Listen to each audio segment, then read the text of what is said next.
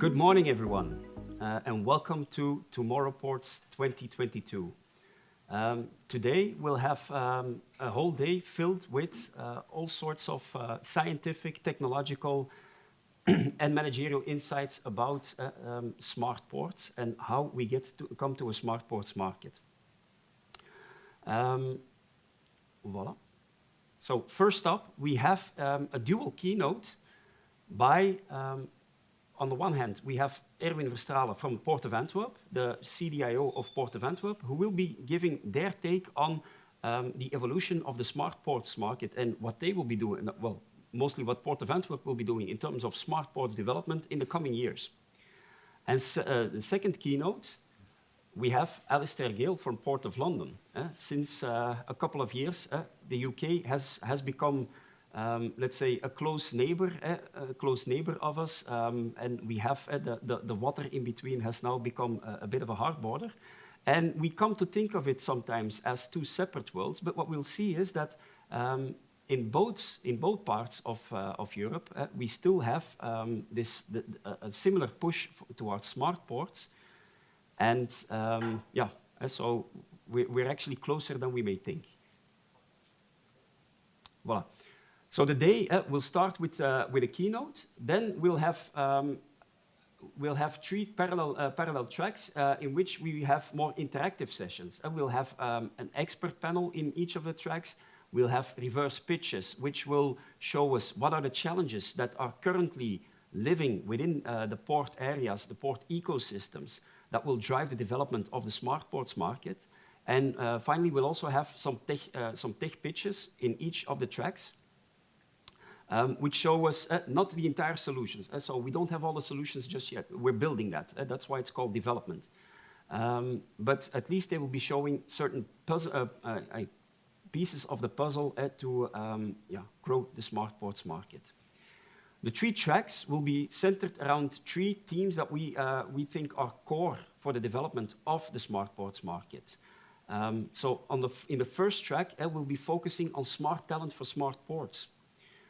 Talent is currently, it's in each industry, it's right now a bottleneck, but especially for ports. And we've seen that it's not always easy to attract more digital and IoT talent towards a port, but in the coming years we'll be needing a lot more of them. So working on that, in that area will be very important to support the growth of the smart ports market. A second or third track here that we will be working on today is on the connected and sustainable ports. Connected and sustainable ports, why is that important? Because a first step in becoming a smart port is making already visible which kind of data you have. It's about connecting that data. And one of the main attractors for big industry, big telecom companies, but also big finance companies, is the connected infrastructure. That is actually a keystone topic to attract the deep pockets towards the smart ports industry to further drive the growth of the market. And then sustainability is often quite closely connected for these players. So we've mapped that all in the track on connected and sustainable ports, which will be hosted by the lovely Sharon Jones. And our second track, the second track will be on synchromodality. That's the one we will be hosting here live from the Beacon, where we have Alex van Bredem as our track chair. Synchromodality, for those of you who don't know it, it's really about the connection of the port with its hinterland, which is one of the toughest nuts to crack. And there we'll also have a varied program with an expert panel, reverse pitches, and tech pitches on all of the topics and all of the challenges to make ports smarter, and especially through their link with the hinterland. But that's enough as an introduction from me. So I'd like to pass the floor now to Erwin Verstralen from Port of Antwerp, who will be introducing you to the world of smart ports. Perhaps one small note still is that for all of you, some information. We have 170 people who were registered for the event. I've tried to map it here in a word cloud a little bit, all of the organization names that you can see here. And we also have participants, and that's something we're quite proud of, from 114 different port areas here in the call. So even though the numbers themselves may not be, well, and they're still impressive to us, but those 114 port areas, that's a reach we wouldn't have imagined when we started the project. But now, without further ado, we have here Erwin Verstralen from Port of Antwerp.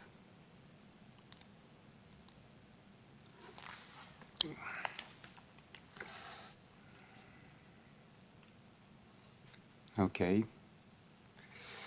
Yeah, voila, here you go. This looks familiar. Good morning, everyone, and welcome to the Tomorrowports conference from my part. So as already said by Walter, my responsibility in the Port of Antwerp is digitization and innovation, which is one hell of a playground, but of course the question is, what is the goal, where does it lead to? So what I would like to do, I would like to take you on a journey in a time frame of 25 minutes, starting from how we as a port really clearly understood 4 or 5 years ago how the world was changing around us. And that took us into a full-blown mission, vision, strategy cycle to figure out how our port of tomorrow was going to look like. And from there on, how digitization and innovation could play a role. So buckle up, because it's going to be fast. Now, allow me first of all to give you, for those of you who are not familiar, a very brief overview of who we are. In a nutshell, second port in Europe, top 15 in the world with regards to container handling, an economic powerhouse, 20 billion euros, 144,000 jobs, and it doesn't even say how much we have grown. Basically, in 25 years' time, the port has 1.5 doubled in size, so from less than 100 million to 240 million tons, which is quite an achievement.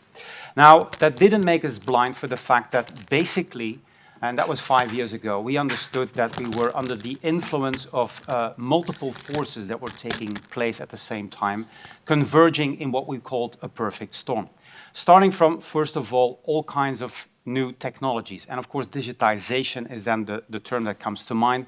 But for us, it was way beyond that. And you will see that later on if I start to talk about how we deploy technologies to become better in what we do. Then we talk about things that are way beyond the realm of traditional IT. Second, geopolitics. When I say Russia, when I say China, when I say the UK, Brexit, all of these things have an impact on us as a port, and often they're completely and utterly unpredictable upfront in terms of how big that impact is going to be. Sustainable growth. Are we still allowed to grow as a port? I think many of the Western European ports and also North American ports have that impression if you see how difficult it has become to expand a port. And if we are able to do that, for sure, the word sustainability is going to be key in terms of environmental impact, mobility, congestion, and the like. And then, of course, climate change and associated with that energy transition, which for us is very important given the fact that we are not just a port, we're also the second largest integrated chemical cluster on the planet. So in terms of climate adaptation, energy transition, that means a lot. And the question then is, how are we going to deal with that? Now, a long story short, after an in-depth mission, vision, and strategy cycle, we came up with this new mission statement. And basically what it says is, we understand the challenges, not only that we face, but society as a whole. And we think that with this economic powerhouse, this platform of 1,000 companies, we're able to create a lever, a catalyst towards what we call a sustainable future. And we translated that into 3 strategic focus areas, where the transition is, of course, the most important one in defining new paths moving forward, in how we repositioned ourselves as a port, because transition deals with circular economy, energy transition, and digitization. Now, I'm only going to focus on digitization because the 2 other parts are a presentation on its own. But from a port authority perspective, that was a totally new way, new path moving forward. So in terms of digitization, the key question then is, where does it make a difference? Because let me be clear, in my understanding, digitization is not a goal, it's a means to an end. And then, of course, the question is, where's the end? And this Japanese proverb, I guess, is often very relevant if I hear other companies talk about digitization. For sure, in terms of the second part, that if you have doing a lot of things, but you don't have a plan, a vision, or a strategic alignment on where digitization is going to have an impact, you're basically creating a nightmare. So from our perspective, we have been using the definition of a smart port from the SPEED project, in which we have also participated. Now, this is not a definition, but this, I think, is even more important. These are the 5 fundamental pillars that are sitting underneath a smart port in order to make it sustainable, in order to make it take root and to let it grow. And I want to focus a little bit on that, because that is for us the compass moving forward. If you see about operational efficiency, the key difference moving forward is integrated. If you want to make sure that all these stakeholders in the supply chain in and around the port become operational efficient or can boost their operational efficiency, integration is key. And there, of course, digitization plays an important role by means of data sharing platforms, and facilitating applications to make sure that every stakeholder in that supply chain has accurate and timely information, which creates improved transparency in the supply chain. And improved transparency leads to improved operational efficiency and leads to innovation. In that order, otherwise ain't gonna happen. You can't innovate on a complexity graveyard. That's a pipe dream. The second thing, the key term is adaptive modal shifts. If you want to be able to be adaptive in how you deploy modes of operation, again, digitization will have to provide you with the transparency in order to do that, because if you get informed too late, there's nothing in terms of adaptive going to be. Now, digitization has a flip side, being cybersecurity, and again, this is important. By the end of 2019, we became part of the critical digital infrastructure of the country as the consequence of a European cybersecurity guideline or directive called NIS. So we are under compliancy regulation. We have to go through audits, and we take cybersecurity very seriously, because if everything goes flat, then the port is out of operation. And then finally, a couple of other things in terms of efficiency of ecology and environment. And then finally, ecosystems and talent pool, something Wouter already mentioned. Now, with regard to the latter, these are the ecosystems and talent pools that we have developed over the last few years. We, not only us, but a lot of them in close collaboration and partnership with other key stakeholders. Let me start by Nextport. Nextport is a data sharing platform focusing on the entire extended ecosystem of stakeholders in and around the port, in allowing them to share data that will streamline their internal processes and the entire cargo chain, be it containers, break bulk, and so on.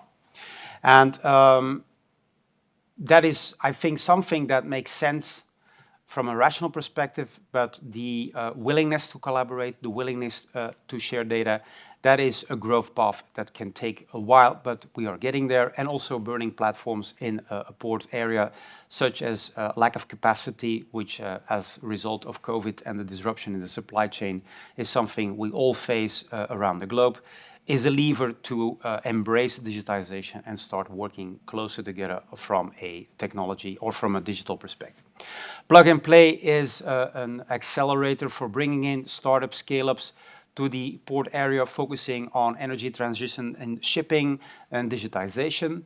The Beacon, where we are today, well, at least I am here today, is an IoT ecosystem with startups, scale-ups, academia, applied researchers, established companies.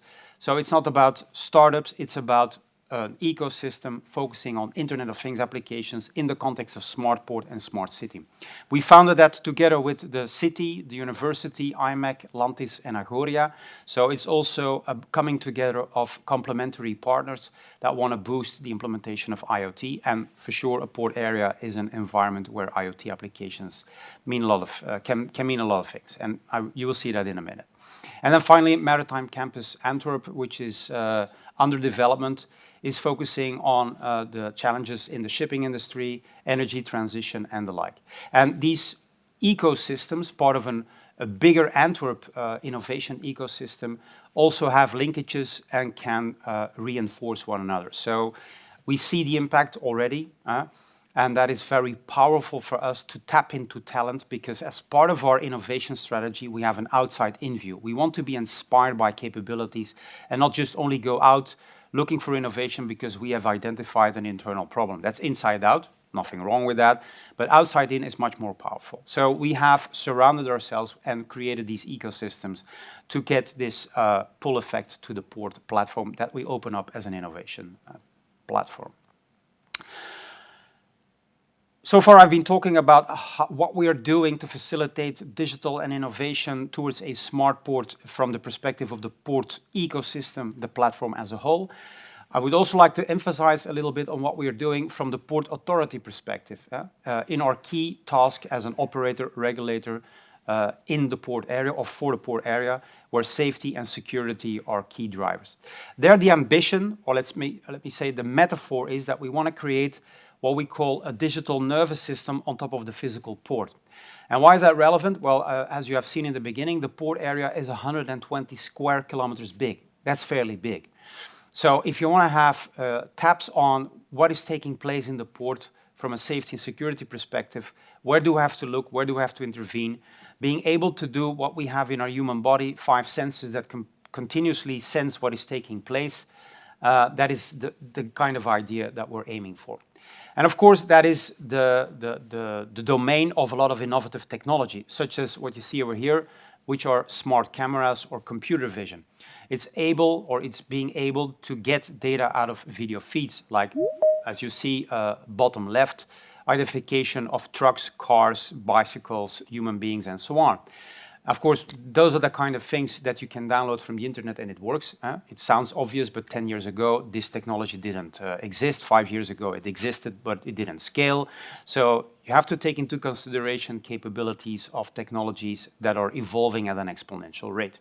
And for us, we have started to deploy that also in identifying objects on a K-wall, like a fender, a ladder, and a bollard, and so on, to do remote inspections and so on. Because once you have that capability, what you can do is you can hook it up to a drone. Because a drone is nothing more than a flying platform on which you can hook all kinds of sensors, being, for example, smart cameras.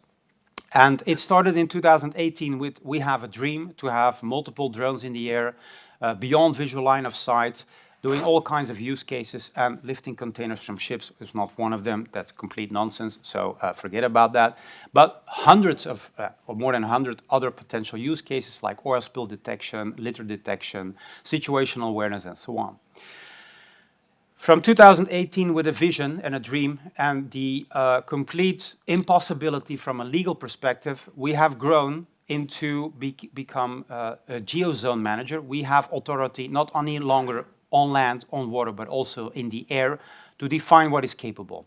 And we're currently deploying what we call drone as a service, where we will have multiple drone stations operational by the end of Q2 this year that will have, give us the possibility to have multiple flights a day for inspection flights and for being called in case of an emergency. Such as this, for example. Well, this is an example of asset management inspection being done with drones. And this is even a more speaking example. It's a short movie of a fire that took place a couple of months ago, not so far away from the port house, and where we were called in by the fire brigade to figure out where the fire was. Because you're looking at a pile of wood that took fire, and if you put water on wood, then it starts to smoke. And so where is the fire? So with our drone, we were able with a thermal camera to see where the actual fire pockets were. And even the more fascinating thing is that these images were streamed via the 5G port network to the command center of the fire brigade, allowing them to instruct their colleagues where they had to be. So this is a moment where different technology components that we have been deploying over the port came together to support one of these use cases. This is another example where we use drones to detect heat pockets in cargo, in ships or on land, which often is very helpful for fire brigades to figure out what needs to be done. So these are just a few. I haven't mentioned oil spill detection, where together with the University of Antwerp we have created algorithms that allow us to see oil spills on the water day and night with 85% accuracy. So it is going to help us a lot in cleaning them up and making sure that the costs stay under control. Another area where we have been focusing on very much is autonomous shipping and even more on remote piloted shipping. And the story again starts in 2018, where a startup came to us and said, listen, we have technology to remote pilot ships remotely, but we need a place to sail with our technology and we need a ship. And we gave them this little yellow boat on the bottom, a 2.5 million euro ship on one condition: find yourself an insurance policy, which they did. And long story short, they started in June with their experiments, and 3 months later they were operating the ship from 40 kilometers away. And I still remember having the conversation with the CEO, 25-year-old guy, brilliant guy from CFAR, Louis Robert, and I said, what's the dream? And he said, well, if I'm able to have a license from the government by 2021 to operate these ships, I will be very happy. Well, it was 2019. And the reason was because we as a port authority, together with the Flemish waterways, were very instrumental to allow these tech companies to demonstrate the maturity of the technology, which convinced the government at the time was there to change the laws accordingly. And these ships are now in operation with actual cargo, and they're growing very fast. And for us, it's very strategic because 38% of all the cargo in and cargo out of the port is with barges. And if we want to keep that level, expand it, we need to have this kind of technology because there are not enough captains around, or many are leaving the industry. This is how it looked like today. This is the operations center of CFAR, where they are actually operating ships remotely, sometimes from more than hundreds of kilometers away. And the guy at the bottom with the gray shirt, sweater, is an actual licensed captain, a Frenchman. And I spoke to him and I said, okay, what's the difference for you between sitting here and sitting on a boat? And he said, well, I still got family in France. And 2 weeks a year, I go there on holiday and I sail with them. And after 15 minutes, I'm frustrated because I don't have all the instruments I have over here. So, okay, point taken. And he's very happy because he was about to leave the industry because he wanted to have a better social life. And he said, now I can continue to do what I love to do, but in an environment that allows me to have a more work-life balance. So again, very important. And it's a token, it's an indication on if you have a vision and if you're willing to support technology and be there along the way. So never accept again that governments can't facilitate innovation. That's nonsense. Then in a couple of years' time, you can end up in a totally different situation.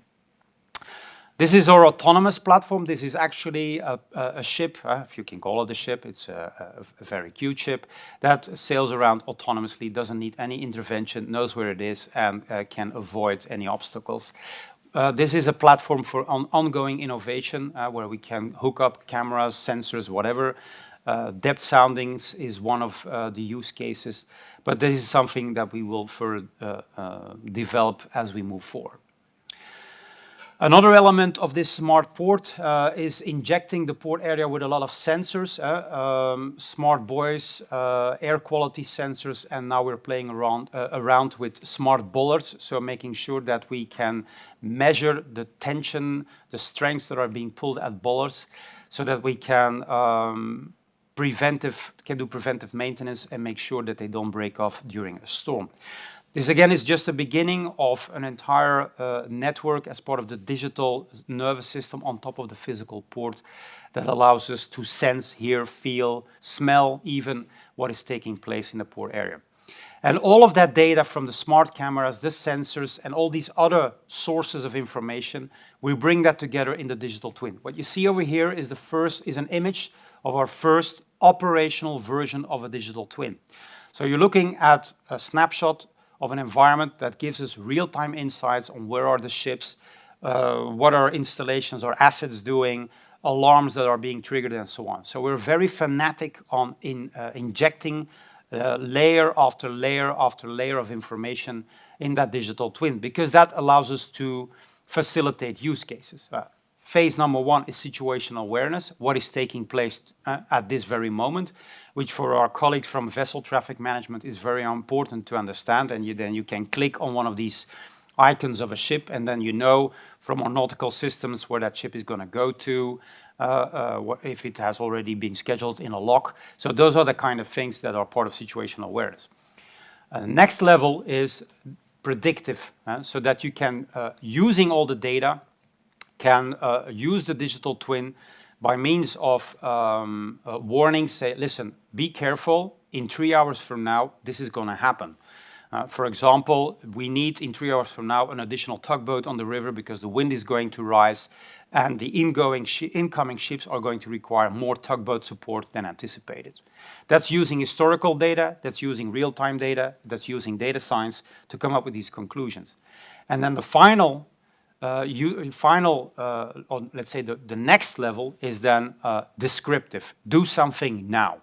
For example, an air quality sensor goes off, you combine it with wind speed, wind direction, you label or you link the tanker ships in the area, and you find an indication of maybe there is a degasification taking place or there's a leakage.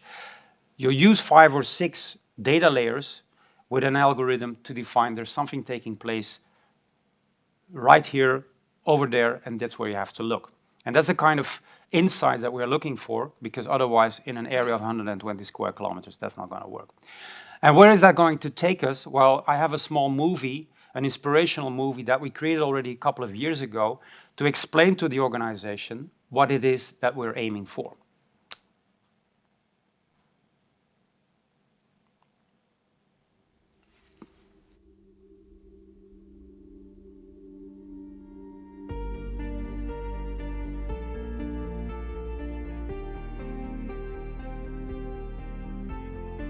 Good morning and welcome back. General status report.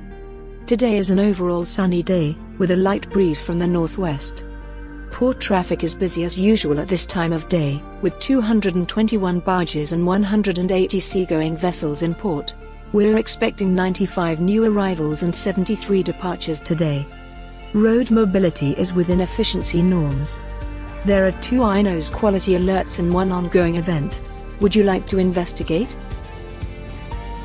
At 8:51, INOS 22 detected possible hazardous compounds. Analyzing.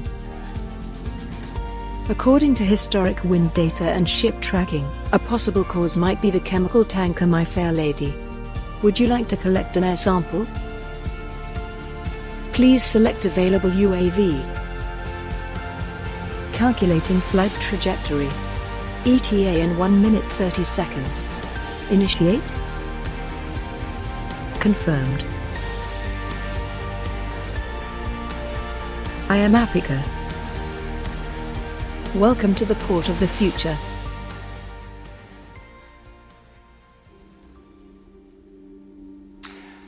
So this was Apika. Apika has become a brand and also an expression of our vision to continuously build this port of the future, where the focus is on blending the best of both worlds, human intelligence and technological capabilities. And together they will allow us to become a more efficient port, a more competitive port, a more sustainable port. And these small movies, and we have made several of them, initially helped the organization to understand what we were talking about, but it also inspired them to be part of the journey. And maybe 2-3 years ago, this looked like science fiction, but based upon everything that I've shown you, we're getting there closer and closer and closer every day. In many ways, we've already surpassed what we're demonstrating here today. So in wrapping up, my lessons learned over the last 3 years is have a big dream, have a big vision, and be aware that in order to get there, the journey is as important as the goal that you paint in front of you, because the goal is never fixed. The goal will continue to shift, but as you move on, your entire organization will start to see what you're building. So I'm looking forward to hear the stories from others, to be inspired today, and I hope to be able to talk to you here and in the virtual world. Thank you very much. Thank you, Erwin. Okay, that was a very inspiring start of the day, I guess. So what I remember is that smart ports, although it may sound ambitious, the key is to really start setting goals yourself. And so anyone can start setting those goals to become a smarter port. Now, after we've just had Erwin, now we cross the channel And we go for a second keynote by Alistair Gale, who is the Chief Public Relations Officer at the Port of London. And they are also engaging in some quite interesting smart port trajectories. And so without further ado, we will have Alistair here right away. Yes, good morning. Greetings from across the channel. My name is Alistair Gale. I'm Director of Corporate Affairs and Strategy at the Port of London Authority. And I need to start off with a declaration, almost a confession, if you like, which is that I'm not a technologist and I'm not even a port technologist. I'm not even a digital expert. My Facebook and my Twitter accounts were both set up for me by my wife. So I can't be considered an early adopter, certainly in my personal life. So you may then ask, why am I here? And why might I ask you to listen? Well, what I plan to do is to give you an insight into what's in our sights at the Port of London Authority as the major priorities for the future, and the kind of port I hope it can lead to in the future. And technological change is very definitely a priority area for us. And I think there's an awful lot of common themes with what Edwin was just covering. So what I'm going to, or just saying rather, what I'm going to cover this morning is what our long-term studies looking to the future of the port have told us, the strategy that's emerged from that work, and what it says maybe principally about the way that we need all to work together. And I think, again, that was a theme that was starting to emerge from Edwin. So before I get too deeply into this, a few words to introduce the Port of London and the Port of London Authority. So we look after 95 miles of tidal river, the tidal Thames, which runs from West London, very different rivers, three rivers in one, if you like, quite complex to manage in that we have quite a narrow river in the west, which is all about recreation, leisure and pleasure. Then we've got what I call a traditional capital cities river through the centre of London with passenger vessels. And then we've got inland freight as well, the movement of goods and materials by water. And then we are also home to the UK's largest port. So it was a position that we lost for almost 20 years to the Port of Grimsby and Immingham, but starting in 2019, London again became the UK's largest port. And a lot of that change, that movement, the increase was down to London Gateway Port. And you can see a picture of London Gateway here. So, and just to underline with a few statistics, so in terms of port tonnage, around 52 million tonnes of port trade a year. I know that doesn't compare in scale to Rotterdam and Antwerp, but it's still complex, still very important for the UK. Then in terms of passengers, in normal times, we would have a river which was hosting around 10 million passenger trips a year. There's a long-term plan to take that up to 10 million passenger trips, 20 million passenger trips, which is a very credible target. Unfortunately, over the last 2 years, we've seen the impact of COVID really significantly drop the number of people coming into the centre of the city. And as a result, the ridership on those vessels has dropped. And then finally, in terms of the inland waterways freight, around 4 million tonnes of materials moved every year. The important thing for us, the important thing for the communities that we serve is that those barges take around 20,000 lorry loads of materials off congested roads every year. So that's the port and the waterway that we look after, the largest port, busiest inland waterway in the UK. I should just say a couple of words about the kind of organisation we are. So we're something maybe unique.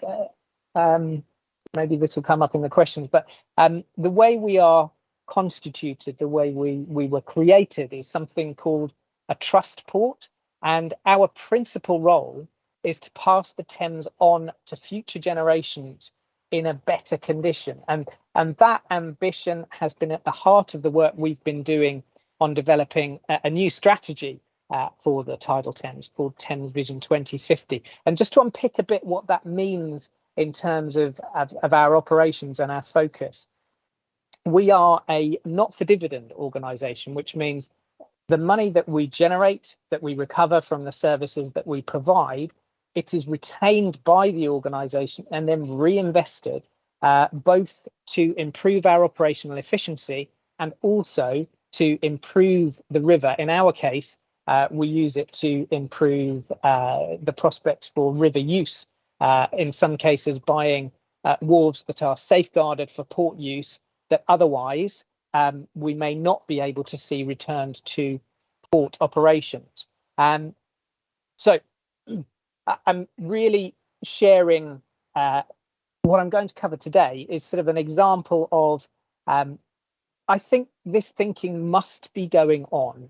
This look to the future must be going on in ports around the world. I'd be really surprised if it wasn't. So for us, our prior strategy was developed in 2015, 2016, and launched in the middle of 2016. And I suppose we should really reflect on why did we choose to do this? It's really an essential step to take for a number of reasons. Firstly, the scale of the emerging climate emergency that we're facing has become increasingly clear, and the need to act. In the UK, we've adopted a mandatory, a legal, in fact, net zero target of 2050 for the economy, which is challenging. We've seen changing technology, which is one of the key things we're going to touch on through this conversation. We've also seen, and we're starting to see, changing trading patterns. In our case, actually, so in my notes, I've said in our case as a result of leaving the EU. Actually, that's not fair. It's a change that certainly affects partners in Antwerp and Rotterdam, but there's definitely a change in trading patterns. So to dig into this, we did an awful lot of research and engaged extensively with our stakeholders. So we looked at port trade out to 2050. I'll come on to that in a minute. I mentioned the passenger travel ambitions. We took the opportunity to check back and just reassure ourselves that those ambitions to get to 20 million passenger trips were realistic. And because we've got a very broad river to look at and look after, we looked at the level of sports participation on the river to see whether or not that could be how we can give more people access to it, but possibly as or more importantly, it's if we can give more diverse communities access to the Thames for sport and recreation, because at the moment it seems to be very much favouring particularly like white, middle, upper class communities, and we really want to spread that. And in actual fact, in that technology, again, can be part of ensuring greater availability. Then we were looking at a public opinion study just to gauge what the man and woman on the street thinks of it. Initial public engagement with our stakeholders.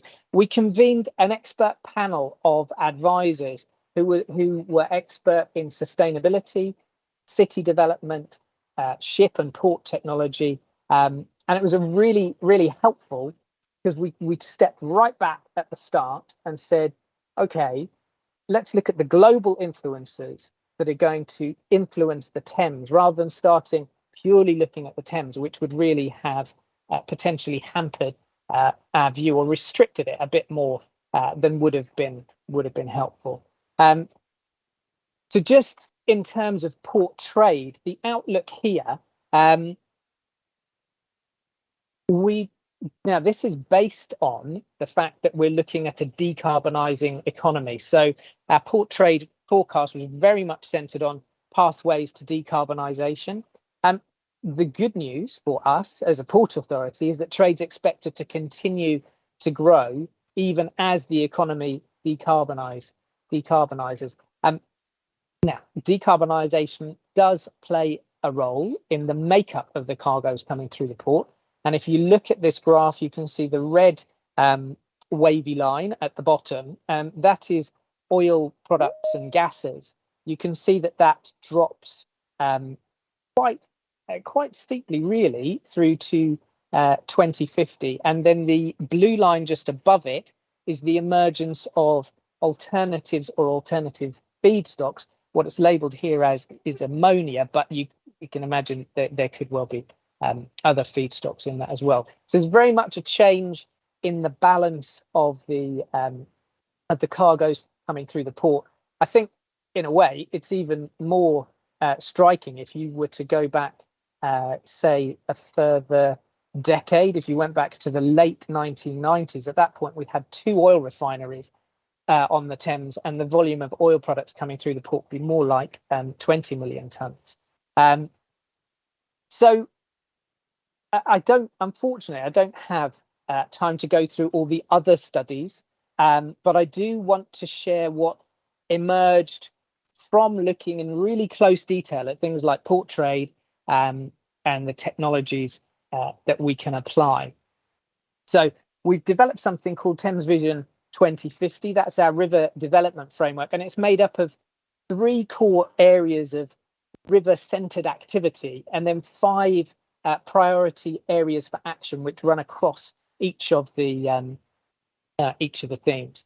So the first thing that we have is trading Thames, which is the river as the centre for port operations, but also linking into the inland freight operations, moving the goods and materials from the deep sea port up into central London, the centre of consumers. Then we've got destination Thames, and this is really important for us. And it's a bit of a mindset flip from the original vision that we had. The original vision had a very clear goal for more passenger trips, and you've heard me refer to that already. We're now flipping it on its head somewhat, and rather than targeting specifically, we want to get X number of passengers, we're rather saying, why is it people come? They come because the Thames is a destination, and we can build from that. We can use the attractions on the banks of the Thames and the opportunity to travel on the Thames as a way to draw people to the riverside. And just to underline the point of what London has to offer in terms of tourism, we've got 4 UN World Heritage Sites along the banks of the river, including the Palace of Westminster and historic Maritime Greenwich. So there's some big draws to get people to the riverside, and that's without even mentioning the sport and recreation that takes place on the river.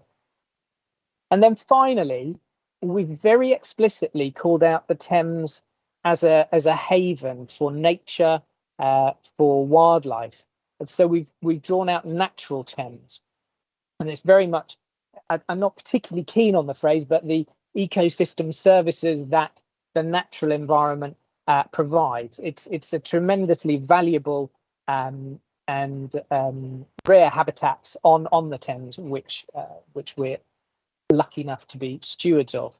So then if we look at the cross-cutting priorities for us, safety is the fundamental, and it's the building block for long-term growth in river use. The net zero transition, absolutely central. Resilience, technological change, which we've touched on, and then access and inclusion. So if I just dig into how all of these start to join up and how we start to see them playing their role. So in overall concept, I guess this is beautifully simple with very discrete core themes and areas for action. In reality, it's very complex and it's anything but simple. If we take one area relevant to this group, let's take emissions reduction.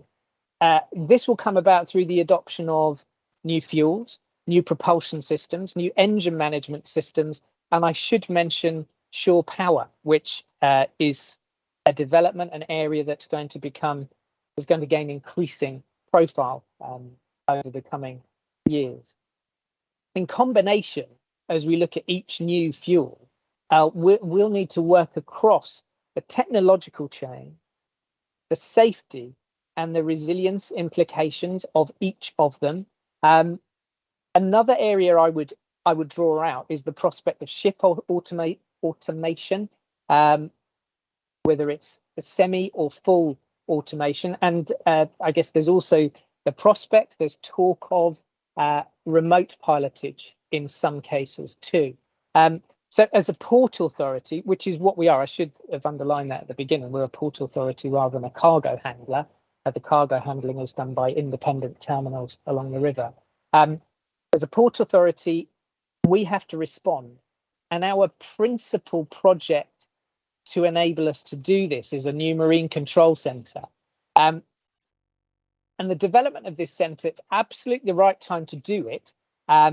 It's possibly one of the most challenging times to do it, because we have to develop a centre that is flexible enough to accommodate the changes that we expect to see, the changes in vessels that we can anticipate today and the changes that we haven't seen. It's going to have to be able to flex across different levels of vessel automation. So rather than today, we have maybe a relatively mono environment with all vessels having similar kit at the same time. What you could see is something that is more complex in the future, with higher tech, more expensive vessels adopting greater degrees of automation first, and then other vessels which are maybe lower cost having the existing level of automation. And that's going to be quite tricky to mediate between.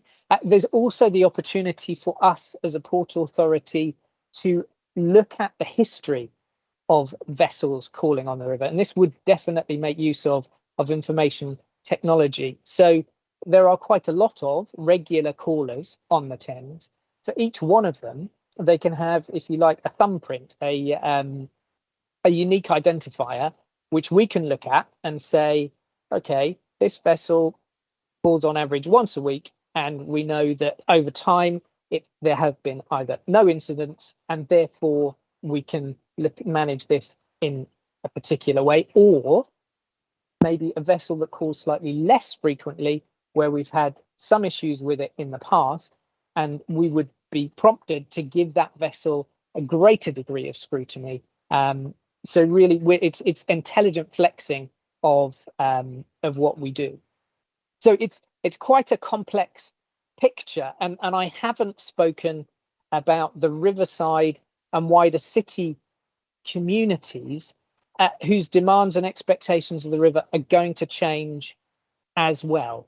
So, as I say, a very complex picture with multiple stakeholders involved, and for us in particular, there is in some cases a very definite drive from the community wanting to see new technologies adopted for vessels coming further into the city, coming closer to the centres of population, certainly in terms of reducing emissions. So why does all this matter, and what do we need to do together to sort of start to draw things together a bit? I'll go for some headline thoughts and some statements which may be very obvious, but maybe not all. It's a period of massive change. It's a change that we collectively have to make successfully. And we have to make it successfully because of the key role that shipping and ports play in providing the food, the fuel, the medicines that the communities that we serve depend on. It's not in an amazing self-serving merry-go-round of trade. We don't do it for fun. It's very enjoyable to work in the ports industry, but it is done for a very definite purpose. And I think for me personally, in the first couple of weeks of the COVID lockdown, that was in very sharp relief, because you became very acutely aware very quickly that you had to get it right and you had to keep the supply chains running. So I've got a couple of observations around what Edwin was talking about, which I'll conclude with. But before that, I suppose I'll just reflect on what will tomorrow ports look like. They're going to be higher tech. They have to be cleaner and greener. They need to be low or zero carbon. And let's be very wary on that aspect. We actually may have to go much, much faster in terms of either or both climate mitigation and emissions reduction than we're currently thinking we have to. If we have in mind that there is a heat wave in Antarctica at the moment, where the temperatures they're seeing are 30 degrees centigrade. That's not a typo in my notes. That is 30 degrees centigrade. If what they're experiencing right now proves to be the new normal and not the exception, then we really are going to have to make change very, very quickly. So just to follow on that, supporting cleaner shipping is going to be really fundamental. We've got a number of initiatives, including cleaner ships. This vessel is a Hurtigruten ferry, which called, I think it was a couple of weeks before the start of the first lockdown. But that was a new hybrid ferry. Vessels like this with cleaner technology that call on the Thames, we give them incentives for bringing those cleaner vessels on the Thames. So we give them reduced port charges in order to incentivize the owners to introduce new cleaner tonnage. But let's be optimistic on the climate and the work we can do to slow and mitigate climate change. And let's say, above all else, that Tomorrowports will be thriving and they'll be buzzing. They'll be thriving with trade, yes, but they'll be thriving too and buzzing with new ideas, with innovation, most likely at a pace that we haven't seen in the past. Buzzing with ambition to test, to try, and to fail in order to learn and then to go again. And I really would encourage us all not to be afraid of the lower cost tests, you might call them cardboard and string tests, not compromising safety. I must give that health warning working for a port authority. But at times it can be the test and fail, which enables you to make the progress, identify what actually you need to fix, and then something will work better in the future. And putting alongside that the ports, often the ports we work in are close to or in the great cities. They're a fantastic place to work. I think they're going to be potentially more attractive to young people than they've possibly been in the past. So let's hope it will draw in the best of talents, integrated, and the ports will be integrated into the cities they serve, thriving, buzzing, and creating a better, more sustainable future. So there's a couple of points that Edwin mentioned. Unfortunately, I don't have a film. Ironically, we are literally just in the process of talking about moving images which can be used to complement our new port control center. But we're maybe, I don't know, I think Edwin said his was done 18 months ago. So maybe we're not 18 months behind, but we've got a little bit of learning to do from Edwin there. I've talked about stakeholders. I think one really, really important thing is the degree of cooperation between ports and shipping companies. It will come into very sharp relief. I spent yesterday morning with representatives of the Sustainable Shipping Initiative, and that put into sharp relief for me at times there are points of tension in the relationship between ships and ports. We have to work together in order to make the progress we need to. Then just following on in terms of some of the technology we've adopted, in terms of our hydrographic surveying, we have autonomous small craft, which we can use to survey right close into berths that we couldn't access with our traditional craft. We've also got the traditional flying drones, which are producing just the most phenomenal imagery. And that is, again, picking up on what Edwin said, that is a degree of science fiction writ large, which I hadn't expected to see. But we've adopted, we brought in service the UK's first hybrid pilot cutter. Being an early adopter does come with challenges, so you do have to be aware of that. And then finally, just to touch on portals, this is a really potentially quite a simple use of technology, but a smart port uses portals. We use them for approving the use of drones for filming on the Thames. We're also and I mentioned earlier on about diversity and inclusion for people in sports and recreation. We're also just finalising a booking system, a river-wide booking system for people to be able to access, whether it's kayaking, stand-up paddleboarding, whatever. That actually means that anybody can have access and opportunity to engage with those activities on the river. Whereas currently they are precluded by the fact they have to try and figure out where the activity is, then they have to find the phone number, then they have to phone to book, and it will be done by somebody who's just doing it on a notepad. If you just draw that back, replace it with a single portal, really simple use of technology, but it can make a phenomenal difference. So I will conclude there.